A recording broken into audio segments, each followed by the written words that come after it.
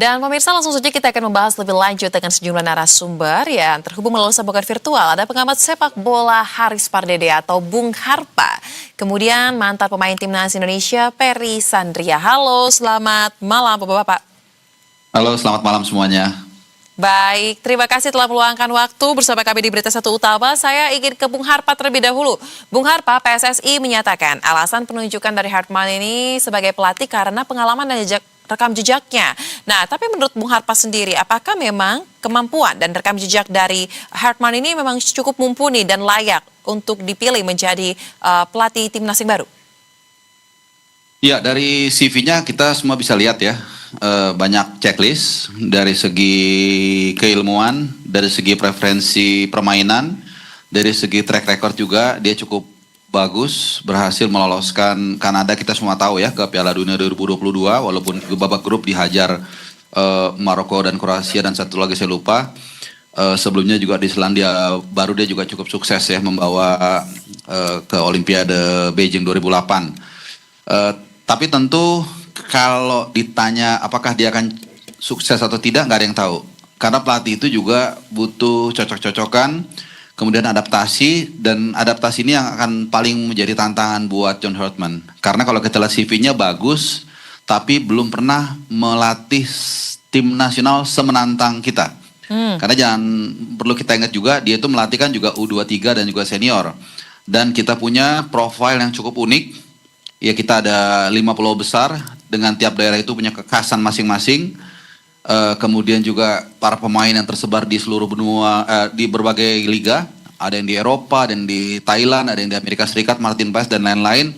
Dan kemudian juga demand dari fans yang kita tahu juga cukup besar ya. Walaupun fans ini akan menjadi dua sisi. Oleh karena itu rencananya kalau memang nggak berubah, besok akan dilangsungkan konferensi pers. Dari situ kita mungkin bisa lihat gambaran awal, ya bagaimana nanti interaksi, statement dia, kemudian pertanyaan dari wartawan, bagaimana dia menjawab, keywords yang paling banyak apa, itu baru awal. Tapi nanti setelah berjalan beberapa FIFA Matchday, Maret, Juni, AFF Juli, dan nanti yang paling penting adalah Piala Asia Januari 2027, dalam setahun ini kurang lebih nanti kita akan lihat apakah memang dia adalah orang yang tepat untuk mengisi kursi kepelatihan tim nasional kita atau sebaliknya. Baik, memang tidak bisa hanya melihat kepada CV saja ya, harus ada hasil nyata dulu baru kita bisa meyakinkan bahwa pilihan ini merupakan pilihan yang tepat. Nah, kalau begitu Mas Peri, dari pengalaman Anda sendiri sebagai timnas ya, apakah ada harapan memang untuk meningkatkan kualitas timnas kita dengan kondisi yang ada saat ini dan menghadirkan pelatih dengan profil atau CV yang cukup sangat menarik, sangat bagus? Silahkan. Saya rasa kalau kita lihat dari profil dan CV, apa yang disebutkan dari Harpa tadi ya itu benar ya. Kita lihat track record juga pelatih. Saya rasa ini juga bagus ya dihadirkannya ini karena dia juga punya prestasi di beberapa klub yang seperti dikatakan Bung Harpa tadi. Mereka memegang timnas putri dari Kanada begitu putri. Dan John juga berhasil membawa putra putri ini juga mendapatkan medali perunggu di ajang terbesar itu. Kemudian juga di timnas untuk putranya loloskan ya ini juga saya rasa sejarah juga pelatih seorang John Hartman. Mudah-mudahan juga bisa. Baik. Keberhasilan ini juga bisa ke timnas Indonesia juga. Baik, baik. Nah, kalau begitu, Bung Harpa, ini juga ada suatu pernyataan yang cukup menarik yang disampaikan oleh Hartman, di mana ia melihat bahwa memang talenta dari pemain Indonesia ini sangat ada, dan ia merasa sangat mirip juga dengan apa yang dimiliki oleh Kanada. Nah, pertanyaannya, apakah Anda melihat hal serupa juga jika dikomparasi timnas Indonesia dengan timnas Kanada? Dan kemudian, apakah memang kualitas pemain kita, Anda tadi mengatakan ya, bahwa timnas Indonesia ini sangat menantang, bisa dengan cepat juga beradaptasi dengan pola-pola atau gaya-gaya kepemimpinan, kepelatihan yang akan dibawakan oleh Hartman?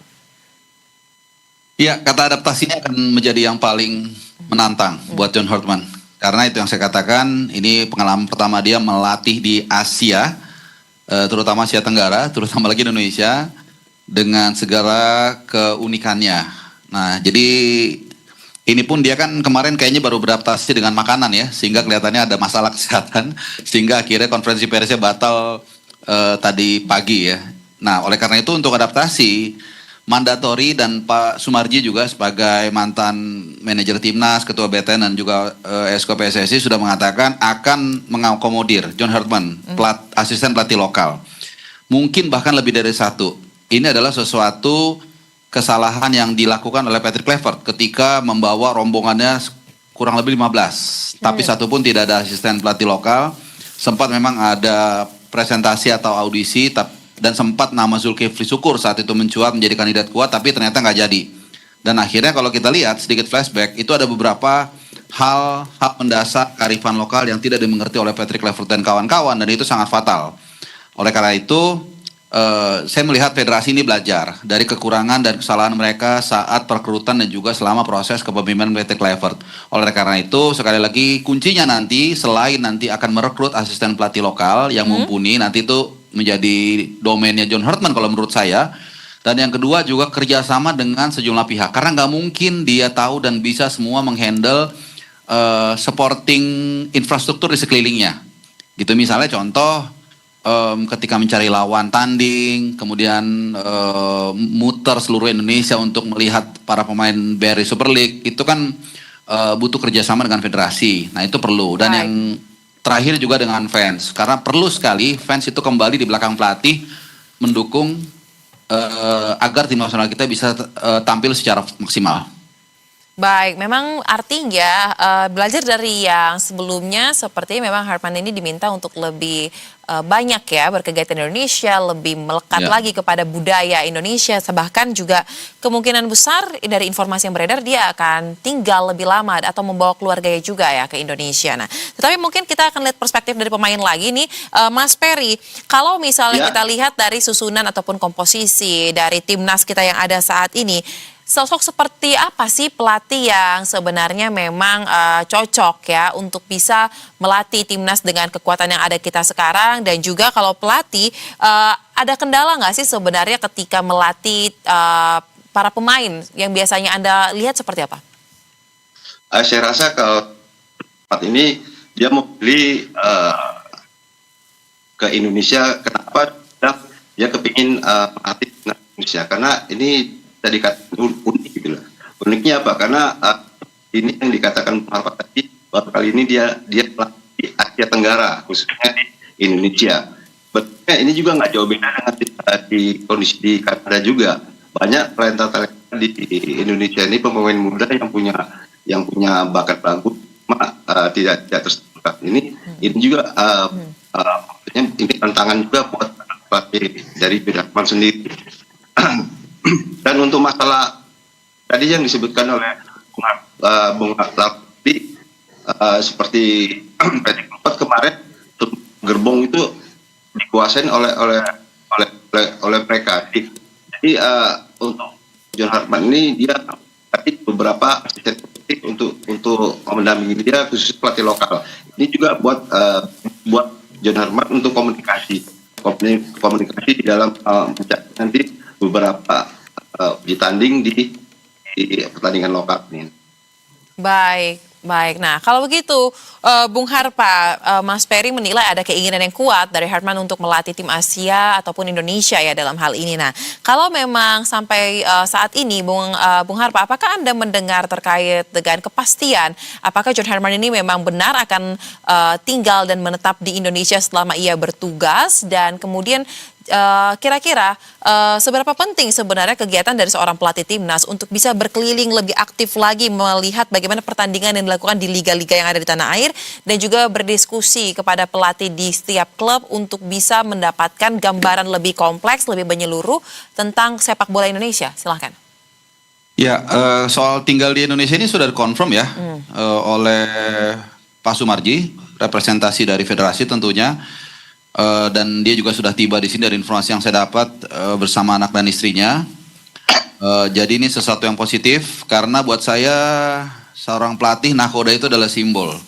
Ya walaupun memang critical thinkingnya adalah banyak pemain kita backbone itu main di luar negeri.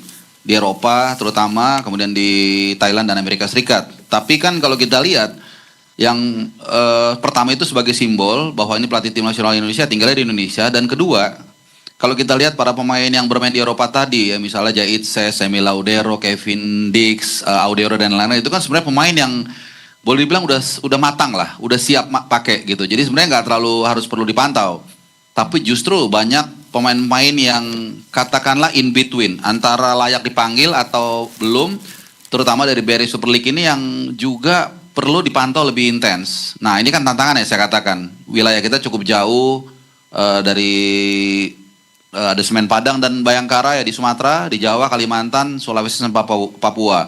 Dan ini butuh tentunya adaptasi yang cepat karena dia pasti perlu tahu bagaimana karakternya, penjadwalan dan lain-lain. Mungkin beberapa pemain yang sebenarnya punya potensi tapi selama ini luput dari pengamatan Patrick Kluivert maupun Sintayong, ini sangat perlu untuk digali. Walaupun tentunya ini butuh waktu. Jadi ini ada waktu untuk mungkin beberapa bulan adaptasi, jadi jangan kita juga terlalu cepat menjudge begitu Maret nanti kalah langsung Herman out. Nah itu juga jangan. Jadi tantangan yang cukup besar, tapi saya rasa kalau Herman mau bekerja sama dengan baik, mendengarkan dengan ahlinya, kemudian mendistribusikan delegasinya beberapa hal yang memang bukan tupoksi dia, saya rasa ya kita boleh berharap seorang Herman bisa akan membawa Garuda terbang tinggi. Baik. Kita itu tentu menjadi harapan kita semua ya, Garuda bisa terbang tinggi dan meningkatkan prestasi di setiap laga yang akan datang. Nah kalau begitu Mas Ferry, kira-kira dari perspektif pemain lagi ya, seberapa penting, ini kan belum diumumkan ya memang, tapi seberapa penting sebenarnya menurut Anda sebagai pemain timnas yang berpengalaman ini, keberadaan atau kehadiran dari pelatih lokal untuk mendampingi Hartman nanti dalam mengasuh timnas kita, dan juga apa yang menjadi harapan Anda bagi performa timnas kita ke depannya, silakan. Saya rasa dari asisten lokal di kita inilah baik John Herman ya, karena John Herman juga perlu ada komunikasi dan ada info dari pemain di kita sendiri, yang pemain muda kita itu yang punya talenta bagus, dan dihadirkannya nanti seorang pelatih dari lokal. Pelatih lokal juga harus tetap input ke John Hartman bahwasanya di Indonesia ini punya pemain talenta, tapi selama ini pelatih klub tidak terpantau gitu. Jadi informasi ini juga perlu buat pelatih John Hartman. Ini juga sangat dibutuhkan oleh John Hartman sebagai pelatih kepala nanti, ada informasi buat beliau. Baik, nah kalau begitu terakhir Bung Harpa sebagai seseorang yang sangat mendalami dan juga menguliti bagaimana sepak bola tanah air kita, apakah dari Anda pribadi memiliki sejumlah nama mungkin di kantong Anda kira-kira yang bisa atau cocok nih untuk mendampingi Hartman dalam mengasuh timnas kita, mungkin dari pelatih lokal, silakan, dan apa yang menjadi harapan Anda, boleh disampaikan lagi? Ya sebenarnya harusnya namanya di kantong BTN ya, karena saya tidak berwenang. Tapi saya sebagai fans yang mungkin mencoba untuk memberikan aspirasi lah. Tentu tupoksinya nanti ada di Pak Sumarji dan kawan-kawan Esko untuk kolaborasi dengan Hartman untuk menentukan siapa yang pelatih lokal. Nah tapi yang pertama mesti dipahami dulu adalah syarat utama. Seperti orang mau bawa mobil, yang perlu kita cek bukan dia jago atau enggak dulu bawa mobil, tapi punya SIM enggak. Dalam hal ini setahu saya itu harus minimal A atau A Pro. Lisensinya. Nah ada setahu saya, kemarin saya ngobrol dengan Coach Indrianto Nugroho, itu ada sekitar 40-an di Indonesia pelatih yang mengantongi A atau A Pro.